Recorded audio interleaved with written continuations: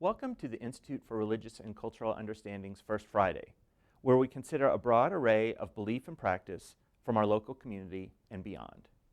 I'm Chip Gruen, Professor of Religion Studies and Director of the Institute. We continue to record our sessions without an audience in order to comply with best practices in public health.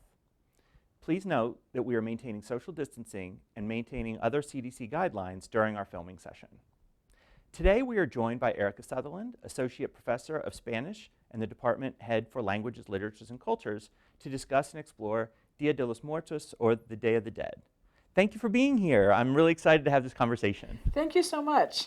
I really appreciate the invitation. So to get started, before we think of the Day of the Dead itself, as a way of introducing the topic, I'd like to ask you about your department. So you're department chair now, and I think it's a common misconception about what happens in your department because obviously language acquisition is so front and center, but really that languages, literatures, and cultures, there's a whole lot more that you could do. So could you discuss the role of understanding human culture in the mission and goals of the department? Absolutely. Well, I should say first and foremost, as you say, language learning is front and center. Here we teach 8 languages at the language level, but then we also have major and minor programs focusing more on the literature and the culture of other languages: French, Spanish, Italian, German, and Russian.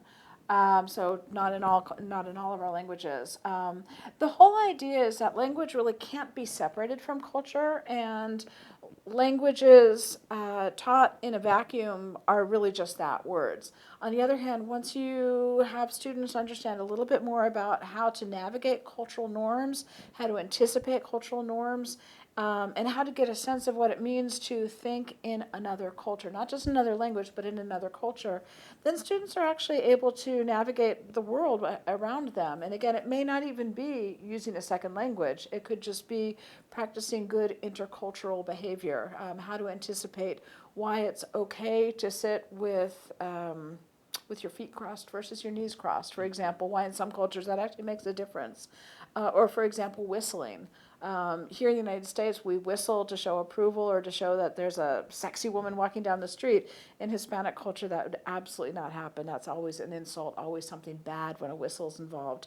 And so when we have catcalls in the street, which of course happens in any culture, it never involves whistling. And these are little things, but these are the sort of things that with advanced studies in language, literature, and culture, you get a sense for all of that. I jumped over literatures in that, and that's because although students learn to read at the earlier level, once they have a better control of the language, then they can really dive into literature just as an English major dives into literature, just doing it in a second language. And that's what happens in French and Spanish and Italian and Russian and German.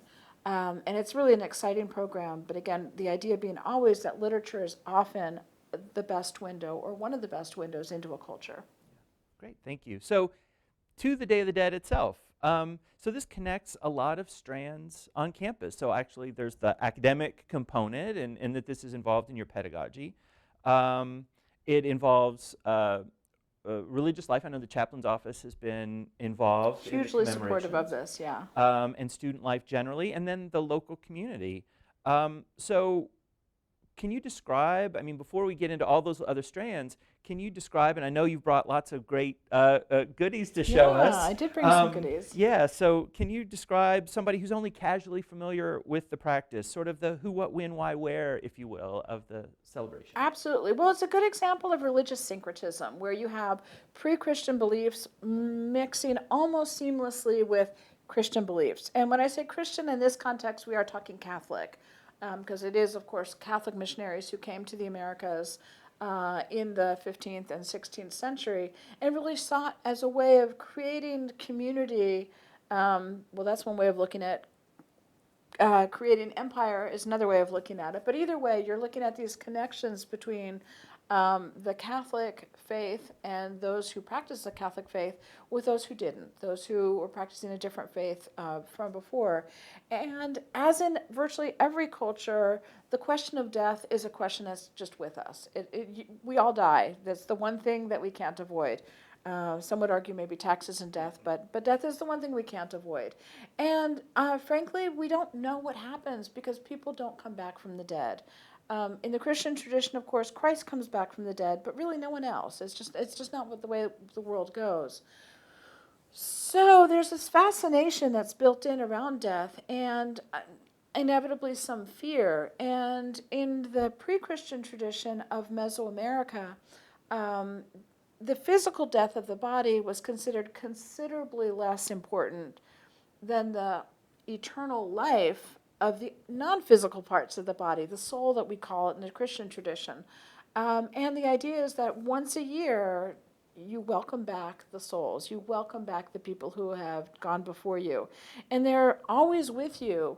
But because we have to live with 2 feet firmly in the physical world, we can't spend every day thinking about those who've gone before. It would just be overwhelming in too many ways. But if we dedicate a day or two to really just wallow in those memories, to embrace the memories, to embrace the love, to cry, to laugh, and fundamentally to eat. That's actually a big part. The notion of communion is there, but the notion of bringing back the dead and sharing a meal with the dead, where their physical remains are. This is often celebrated in a cemetery. It could also be celebrated in a home altar. As we do here at the college, where we create an altar.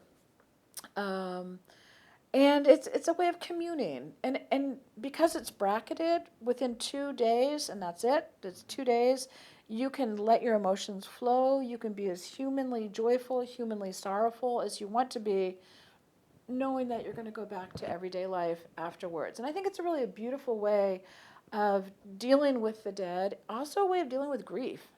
That if you want to talk about grief therapy, what's better than that? A 2-day bracketed, very intense period, but every year. You don't need to get over it. You know that a year later you can come back and relive some of those thoughts and feelings and emotions. Here at the college, since 1997, we've been building an altar. It started with a professional artist who came in to design an altar, and it was extraordinary. It was really extraordinary. But we really thought, well, we could probably do this without bringing in an artist. And in fact, we could make it much more of a community event by inviting our students to create the items. And in fact, some of the things I brought here are student-created things. This is a skull, a calavera, that a student painted. This is several years old. We've got another one that's a little bit more blinged out. And you might say, oh, well, why do you want to have skulls on an altar? And again, this is going back to the idea of the physical death is the part that matters the least. Having said that, it's still scary. We're all scared of dying. So if you can make fun of that physical aspect of death, and by making the skull and the other bones of the body appear comical, they're less scary. You can laugh with them. You can say, you're right. It's going to go, it's going to rot, it'll start smelling bad. Let's just make a joke out of it. Because what really matters is the person, is the memory, is the love. Okay, so I've got a question for you. And I was writing my questions and getting my thoughts in order. I kept thinking about the verb that goes in front of Day of the Dead. So I'm always trying to be very sensitive to this, because some rituals and some practices you celebrate, Right. and some you commemorate, right? And some you recognize. And I think from what I've read, celebrate is the right word here. Is that right? I would say so. In Spanish, you can either use conmemorar or celebrar, but celebrate is the word that's the more commonly used word. And even just to live the Day of the Dead, that is something that you actually live, you experience, and that's used too. So It's interesting. I mean, my Spanish has been a very long time ago in high school. But even looking at sort of the Spanish de los Muertos versus the way that we translate it, it's almost as if it would be better of the dead people, right? It almost rings as like the day of death, the way that we say it, rather than the commemoration of the people themselves. Well, muertos is dead people. Yes. Muerte is death. Yes. So in Spanish, there'd be no ambiguity about Yeah, the Day exactly. of the Dead. Where there is ambiguity in English, Right. I think, right? Right. I absolutely agree with that. Yeah. So. And actually, one of the things that some people say, well, isn't it kind of the Mexican version of Halloween? And the answer is absolutely not. Right. Because Halloween is about the dark side of death, is about the dark side, the scary things that happen at night. things that go bump in the dark, right? And in Mexico, that's not at all what's going on. It's about, yes, making fun of the skeletons, absolutely. That's the physicality of death, but it's a celebration. It's a joyful celebration. Like I said, often families gather in the cemetery with a meal. There may be musicians there, and if there's not musicians, there's probably going to be a radio playing the dead person's favorite music. The dead person's favorite food is going to be there. The dead person's favorite drink will be there. And there's a time for the family to all get together and families to get together because everyone's gathering doing the same thing at the same time for their dead. And it's really an extraordinarily joyful, emotive, yes, sad, but sad in a communal way. So it's an interesting, it's very different from Halloween. Yeah, and I should just say, since you brought up Halloween, of course, that this is no accident, right? November 1st being All Saints Day, that Halloween is the day before All Saints Day. This is happening November 1st and 2nd. Right. So it's all responding to that liturgical calendar. Absolutely. Yes. And I would argue that probably when the liturgical calendar was set in place, they had no idea what Halloween was going to, the Halloween was going to be a result of that calendar. Right. But the solemnity of All Souls Day and All Saints Day, and I should note it's actually the days of the dead, los días de los muertos.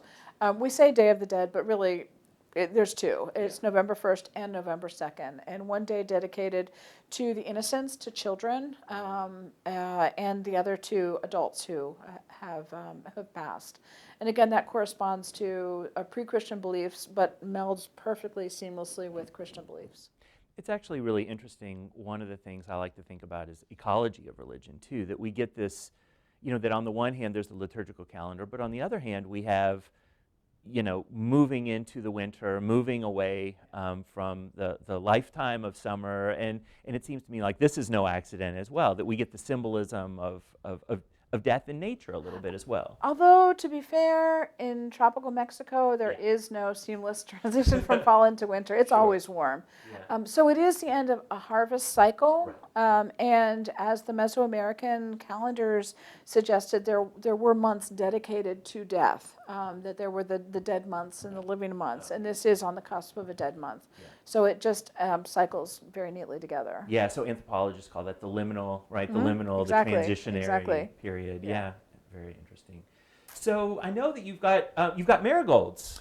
I do have marigolds, and I'm sitting here almost regretting sitting next to the marigolds because part of their symbolism has to do not just with the color of the flowers, but also with the smell of the flowers. And anyone who's ever been this close to a marigold knows they don't smell good. They have a very distinctive, very potent smell. Many of us put marigolds in our garden to keep away critters because a lot of bugs don't like marigolds because the smell is just too intense. Well, that's kind of the point of the marigold on the Day of the Dead. It's a smell that's so distinctive. And remember, the Day of the Dead was born in Mexico, where there's so many very intense smells. Fruits smell much more intensely. Grass smells much more intensely. Even animals smell more intensely. But amidst all those many strong smells, this is a smell that will still stand out. And so it's a smell that's designated to remind the dead, it's your day, time to come back. Come back and join us. So traditionally, altars are decorated with hundreds and thousands of marigold blossoms, plants, branches, or just the heads. And often marigold heads are laid out to create a path to the altar, or to the cemetery, or to wherever it is that the celebration is taking place. Highly symbolic. Here in the United States, again, marigolds have a special place. We actually were able to find a potted marigold, which I was a little surprised at this time of the season. Because we don't use these. Florists don't usually use marigolds because they have such a funky smell. And yet our community, and this is one of the things that I just love about Muhlenberg, I put out a call usually early in the summer and again sometime during the fall saying, please plant marigolds for our altar. And we have so many people who bring bags of marigolds for the Day of the Dead. I don't even know who all of the people are who donate the marigolds. But there's this sense of people wanting to take part in this process, even if they're not Christian, even if they're not at all interested in the Day of the Dead as an altar in the chapel. They're very interested in taking part in this cultural event. And so we get bags and bags, sometimes garbage bags full of marigold flowers. So we can actually make pathways. We can actually outline the altar. And when you walk into the chapel, often you'll be hit with that smell, and you know there's something very different happening here. So you've mentioned smell, you've mentioned Mhm. taste, food, you've mentioned music. It seems like this is a very sensual kind of Absolutely. experience. All five senses are important. I actually should point to the papel picado that we have behind us. These were done by my husband, Jose Cooper, a very gifted papel picado artist, among other art forms. Traditionally, they're made of tissue paper, and the tissue paper is important for two things. One is very fragile, and so you think about the immense amount of work that goes into cutting out something like that. Now imagine it in tissue paper. It's not going to last the day. It will not last the day. You can't use it another year. Now these actually are, I have to say we cheated, and we're using heavier paper here because we do want to reuse them. But traditionally and throughout Mexico, you'll find things like this, not usually this big, but in tissue paper. It represents the fragility of life. And to really create a beautiful life, yeah, it takes a lot of work, even knowing that it won't last. That the work that goes into creating a life well lived, it's a lot of work, and it ends in death. Just as tissue paper will end in a crumpled mess. And if it rains, forget about it. Heavy winds, forget about it. That's one function. The other function is, because tissue paper is so light, it takes the slightest breeze to make it move. And when it moves, you hear that sound. And this actually is something that you find in different cultures, where that sound of a breeze is a reminder that God is there, that God is with us, or the gods, as you want to, however, whatever vision you have of it. But the sense that there is something way bigger than us that's out there, that moves around us. And that little bit of sound, in the Muslim culture, it might be the sound of running water. In this case, it's the sound of moving tissue paper, just that little tiny crinkle, crinkle, crinkle that you're going to hear. And that's absolutely fundamental. Yeah, I mean, there are multiple linguistic traditions where I think uh, s- um, wind and spirit are the same word, actually. Right, actually, even. yeah, So, yeah. exactly, exactly. And in many indigenous practices, many indigenous cultures, you're going to have that because really you're focusing on the elements around you. And of course, the wind is absolutely an element. I do have some other things here. I've got some pictures of some lost loved ones. And I'd actually like to start. This is, I have no idea who this is. But a student brought this. This is, he's wearing military gear, so I assume he died in combat. I'm going to assume this. This has been, someone left it at the altar and left it. We save these year after year. So my box of lost loved ones keeps getting bigger. But I think it's really very powerful to have just something little, it's simple, and that sharing of someone from the community saying, I want this person to be remembered. It's really a beautiful thing.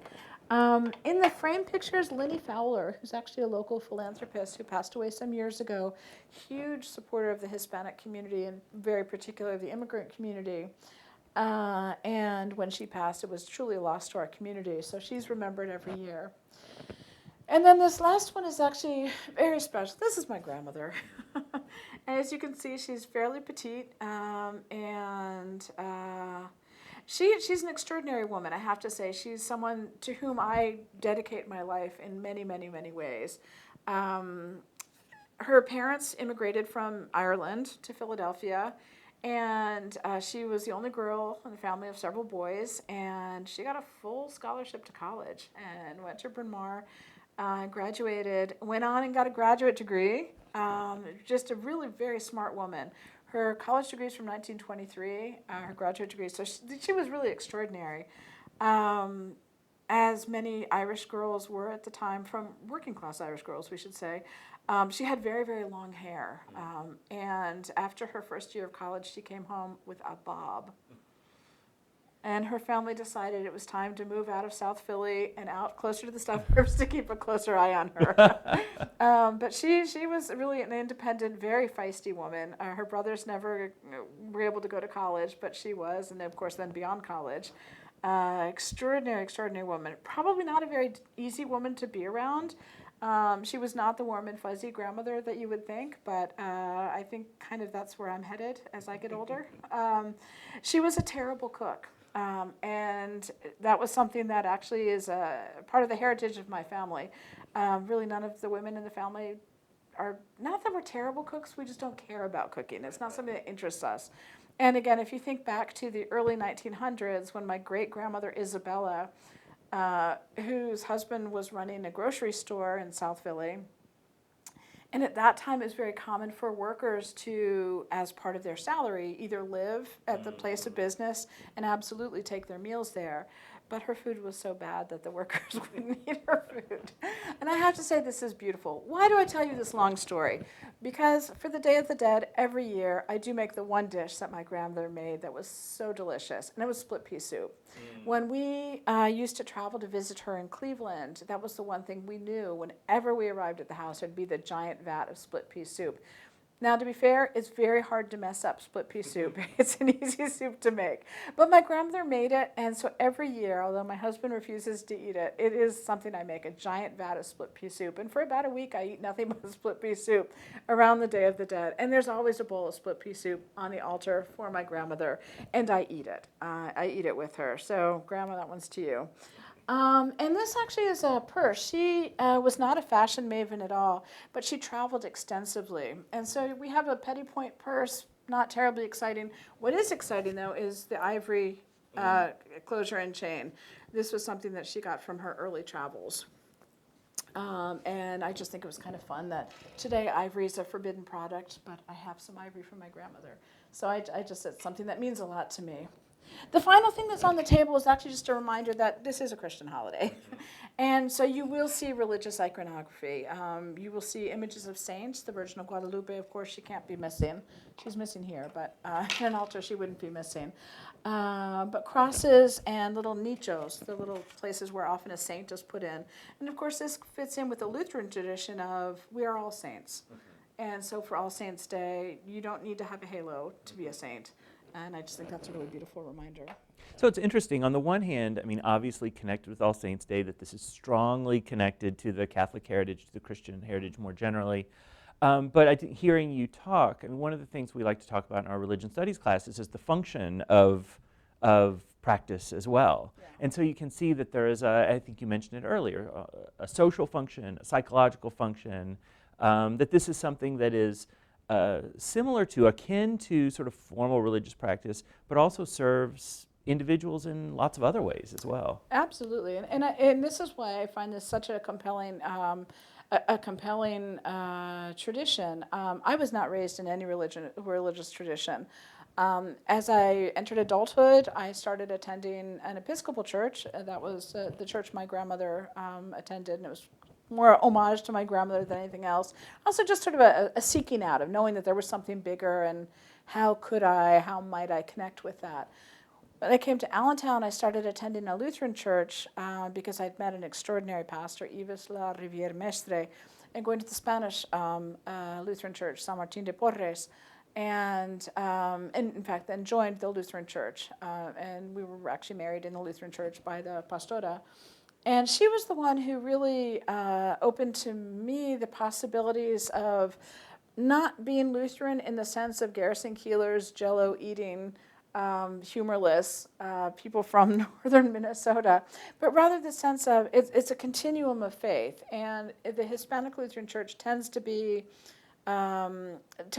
up a lot of Catholic cultural details, much more so than an Anglo-Lutheran church. And I think that's something that resonates with me, the sense that you can have practices that hail back to a long, beautiful tradition, but at the same time free of some of the trappings, some of the, I guess, more political aspects of the Catholic Church. In this example, for example, pastora is a woman, and that matters to me that we had a woman pastor, just to put one example. But I think it's really beautiful. And so within the Lutheran Church, the Hispanic Lutheran Church tradition, many Hispanic Lutheran churches offer Day of the Dead altars as a way of really connecting their parishioners, many of whom come from a Catholic tradition, whether they were actually actively practicing Catholics or simply raised in a Catholic tradition, which if you're coming from Latin America is what you're raised in. So it resonates with them. So community. I know from your pedagogy and what you do, being engaged in the community is really important. Yes. And so how, and of course there's a large Hispanic population what is the connection between what the traditional commemorations, and we'll talk about things have changed a little bit this year, but the building of the altar, is there a connection with the local community? Absolutely. When we first started the altar in 1997, when we had a professional artist come in, she actually came in to do two altars, one down at San Martin de Porres and one here at the college. And there was an explicit connection where the community is involved downtown, and then the college was involved out here, where you had two communities doing the same thing. In years after that, we've actually brought the two communities together. Less so for the creation of the altar, although occasionally we've had events where we get together at a house and paint skulls, for example, paint crosses, do some of the prep work for the altar. But our chaplains, and we've been through several chaplains celebrating this, have very wonderfully invited the community in to share in the Sunday closest to the Day of the Dead, which usually tends to be All Souls Day, All Saints Day.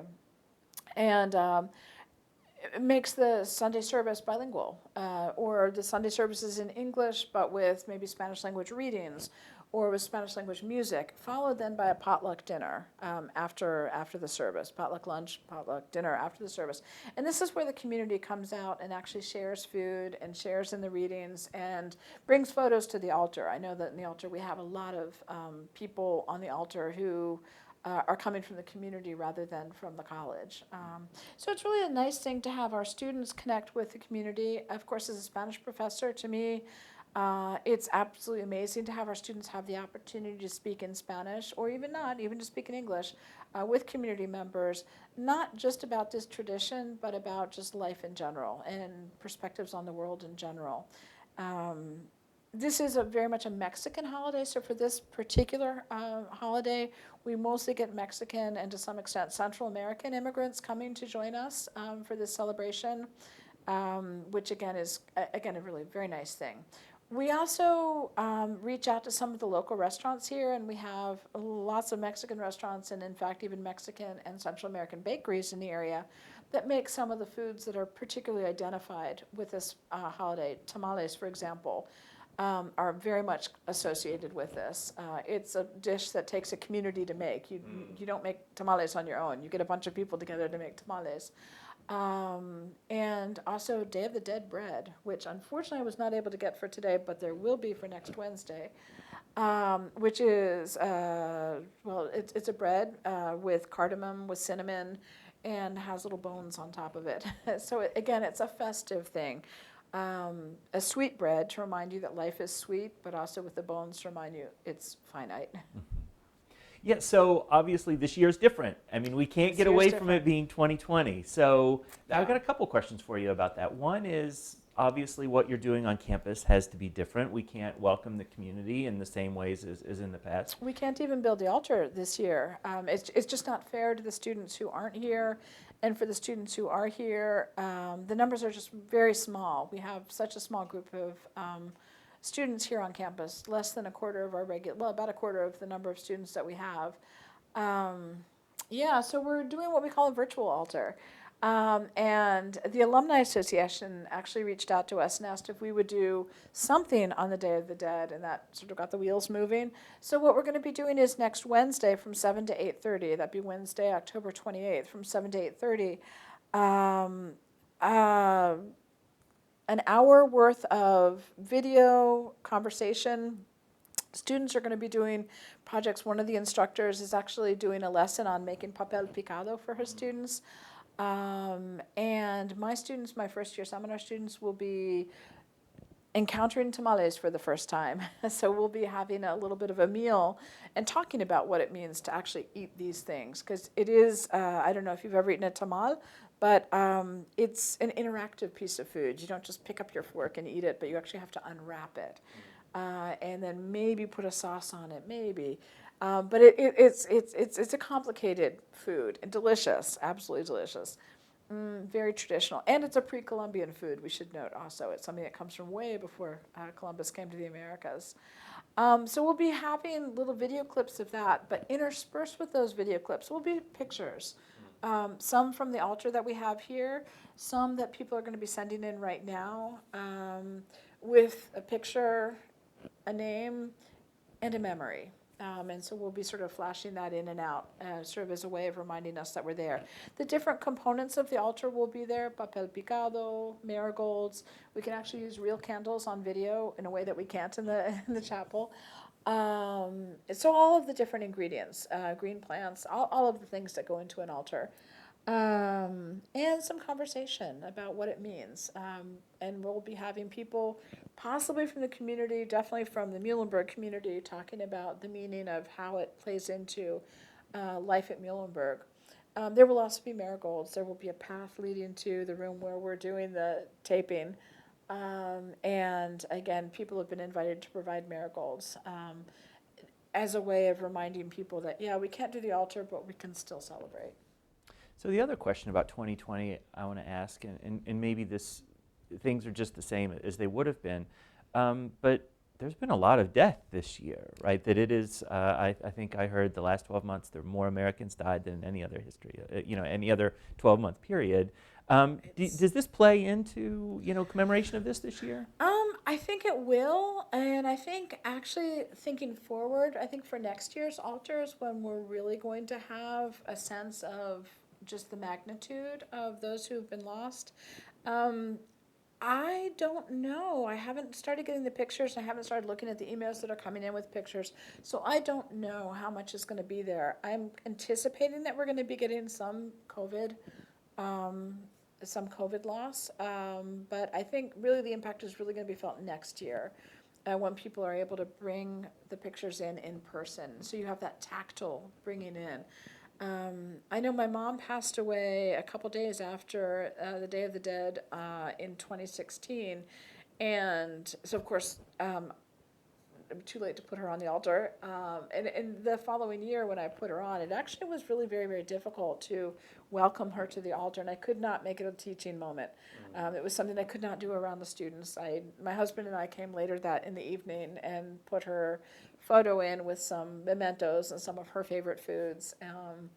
And at this point, I can actually bring her in with the students around me, but it's still a recent death, so it's something that brings up a lot of emotions. But for example, after 9/11, it took a little bit of time before people were bringing in pictures of the 9/11 victims. Now there are definitely some victims of the 9/11 tragedy, and I suspect that with COVID we're going to have the same little bit of a lag time before people are ready to take a deep breath and say, okay, let's bring them to the altar. Yeah, it becomes a part of that processing, right? Exactly. Yeah. Exactly. Well, thank you very much for coming. I think that this has just been wonderful, and I think is a really good example of what we're wanting to do in the Institute for Religious and Cultural Understanding, to think about those things that are religious, but think about those things that are cultural, and this, as you say, the syncretism in between, and that this encompasses both of those worlds. And I have to say, as a professor of languages, literatures, and cultures, when we open up a textbook for languages, literatures, and cultures, there's often really no religion in there. The textbooks are really cleansed, they're almost bleached of any religious content. And in spoken Spanish, there's a lot of religious expression. Like instead of saying, I'll see you Sunday, we'll say, I'll see you Sunday if God allows it. Mm-hmm. And it's just built into the language of common, typical, on-the-street Spanish. And you don't see this in textbooks at all. And I really appreciate the fact that the Day of the Dead sort of opens that window to have that conversation, to say it is part of life, it is part of culture.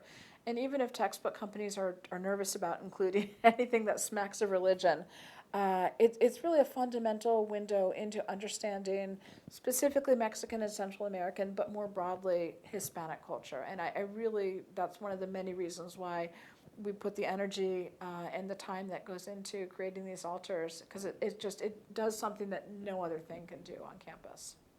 Well, I look forward to continuing conversations. Absolutely. And continued work with you and your department on all of the various cultural things that, that you do, and demonstrating how important religion is, in the lives of individuals. Well, we're really excited about the transition that's happening here with the Institute, and just thrilled to be part of that transition. All right, thanks again. Thank you. Well, I hope that you found this conversation as enlightening and enjoyable as I have. Thank you for coming and participating, and we look forward to seeing you next time.